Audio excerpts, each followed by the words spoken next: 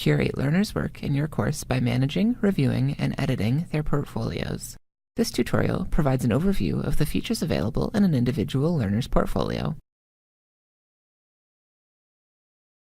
Note: before you begin, you can print passcards to prepare the Portfolio mobile app for your entire class by clicking Print Class Passcards.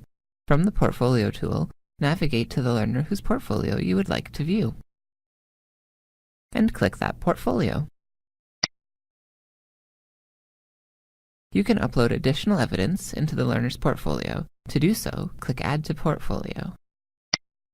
Upload a file from your preferred local or online source. To return to the learner's portfolio, click Close. You can quickly share evidence with parents through Brightspace for Parents or Spotlight Evidence, which pins it to the top of the portfolio for all audiences. The teacher feedback and category icons will redirect you to the Evidence Details page. Note: learners have access to the Add to Portfolio and Spotlight functions when viewing their portfolio. Alternatively, this can be accomplished by clicking on the More Actions menu.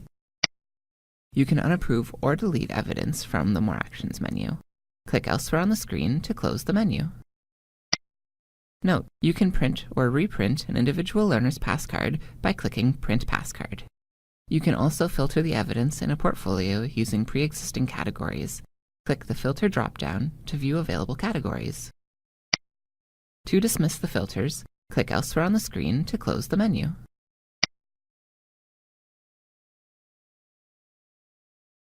Curate learners' work in your course by managing, reviewing, and editing their portfolios.